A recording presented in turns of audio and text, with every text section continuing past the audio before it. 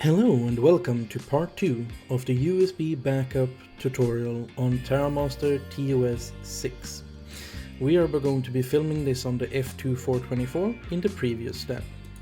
The first step that we have here in this part 2 is to log in. Type in your username and your password. Once you have typed in your username and your password, you are greeted with the login screen. This is the desktop of the TOS operating system. In the top, we have the control panel. It is the cog wheel. We're going to be clicking it.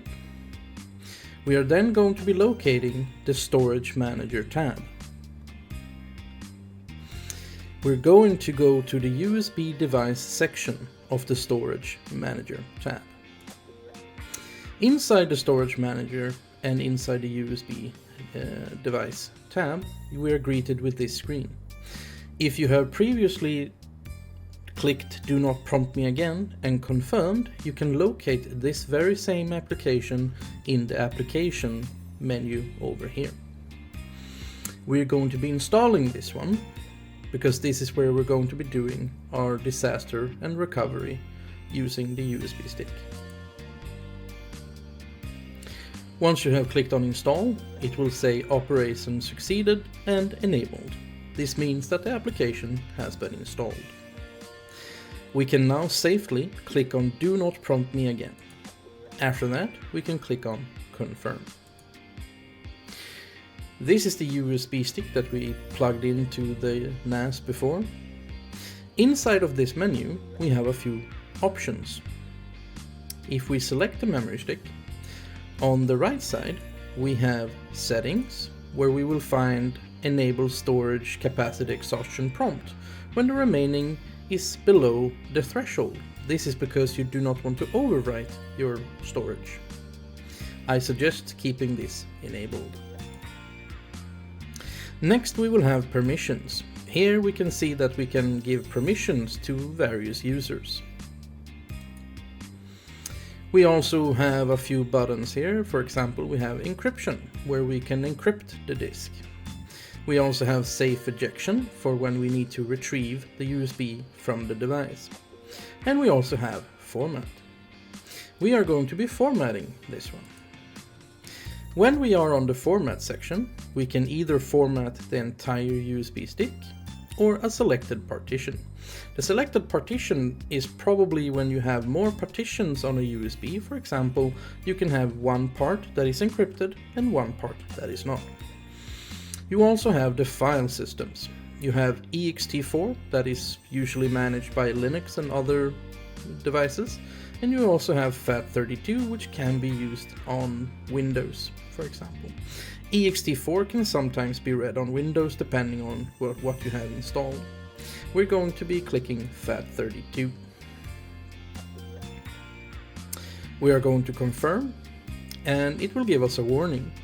The warning says all the data contained in the USB device will be deleted, or in the partition, depending on which selection you have made. Are you sure you want to continue? Yes, we are sure. The USB stick is now being formatted by the TerraMaster NAS. It will take a while depending on the size of the USB stick. The USB stick has now been formatted successfully, and we have the green OK sign saying the operation has been succeeded. Now, if it is that you did not get the pop-up to install the USB copy and backup application, in the App Center, we are greeted yet again with this tip here, and we're going to be Do Not Prompt Me Again and click Confirm. You can click on All Apps, and we can type USB. By doing this, we are greeted with a USB copy. If you did not previously get the prompt, you can install it here. And you can also uninstall it here, if you want. Now that we have our USB stick formatted properly, we can now open the program. We are going to be clicking on the All Applications button, and we're going to be clicking the USB copy. In the USB copy, we're greeted with a task window and the USB copy. Over here we can create backup tasks and solutions. We are going to the USB device. Here we have a quick way to reach in case something happens to the USB device in the storage manager. On the logs, we can see logs if our copy has been successful or not successful. We also have a few options, such as we can limit the amount of logs that is being made. We can also limit the amount of storage time. For example, the log should be saved for 30 days or so on. We also have a refresh button and a search button. Next we have the settings. On the settings tab we have a few settings. We're gonna go from the bottom and up. In the bottom we have send a message of notification to administrators when a backup is started or completed. This is useful in case you have, for example, a few scheduled USB copy tasks and you are not at the TNAS, then this is useful. It will send you a mail when it's completed. We also have a buzzer alert. This is very useful. For example, when you have a buzzer alert, let's say that I have a copy that is going on, I want to know when it starts and when it finishes, but I don't want to keep looking at the screen. I can enable this and the buzzer will beep when it starts and beep when it's finished. I'm going to be enabling this. Next, we have the force the disk of the USB device to sleep once the backup is completed. This is only available for external hard drives. This is not available for USB memory sticks. So please take care when using this. The automatically mount the USB device before the backup task starts can be useful. In such an event where, for example, there's a special partition or something that you need to have made and it needs to be automatically mounted, you click this. Eject the USB device when a backup is completed. This is useful when you have to do fast tasks and you need to immediately remove the USB and go to the next NAS. This is useful. Start the backup when the USB device is plugged in. In some cases, when you have, for example, a specific folder that you want to back up as soon as you plug in the USB stick, then this is useful. Then you can create the task, you can select this, and as soon as you have plugged in the USB device, it will automatically back up that content. Enable backup circle. Backup circle basically is multi-version of a backup tasks. This means that you can have multiple backups that will be numbered and you can have many versions. This is useful when you have, for example, documents or things that is being changed rapidly, or perhaps if you have 3D models. Tasks. In the task tab, we have a few options. We have a name, we have a backup from the TNAS to the USB, and we also have the option to backup from the USB to the TNAS. We have the backup source and we have the backup destination. So for example, if I wanted to back up something from the TNAS to the USB, I would select the first one. I would then give it a name, in this case, backup test. After that, we need to select something to back up. For example, I have a few 3D models here, and I want to have them backed up. Then I can select this.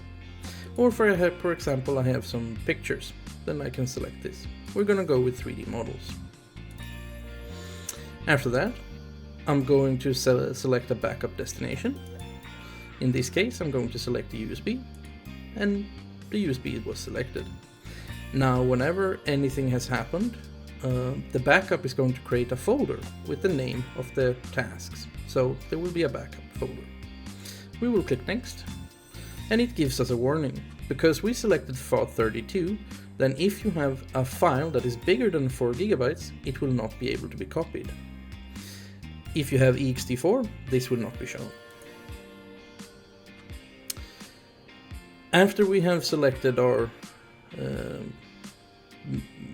solution that we have made, we have the backup modes.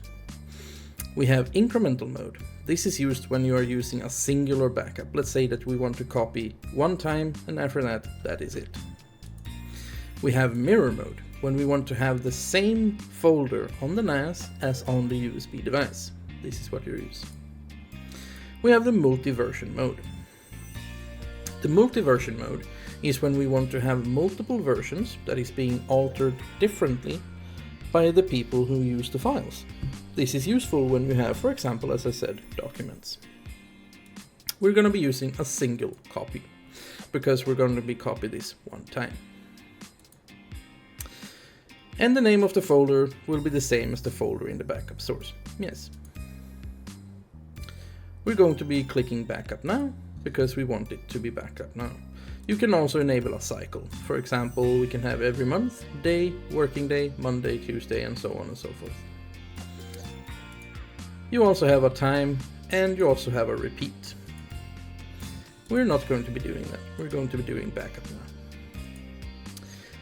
After that, we are selected with how do you wish to create the files? Do you want to have a maximum file size? No. Do you want to enable file filter, for example, if you want to exclude certain things?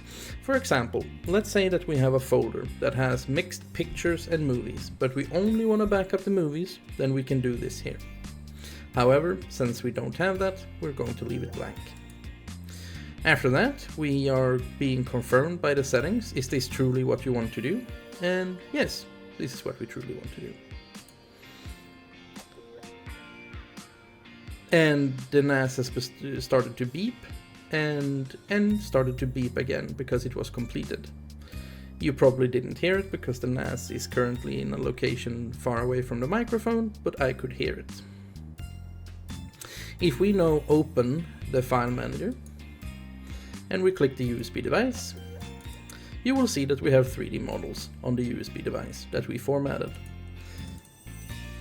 And if we open it, we have our models that we copied. This concludes the backup tasks and how they work.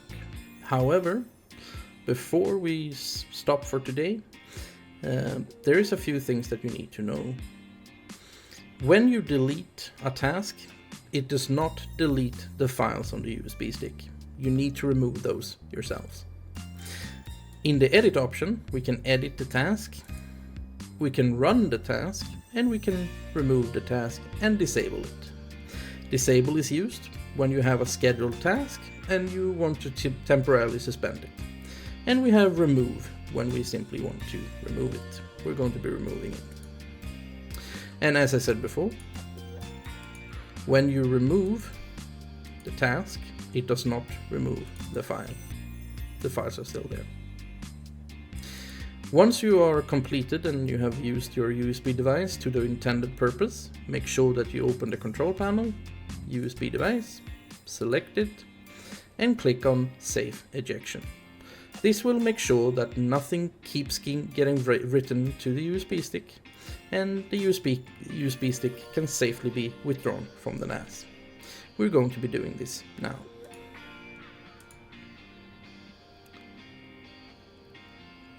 As you can see, no mounted USB storage devices. It will now make sure that it's safe to withdraw the USB stick. Thank you very much for watching this tutorial,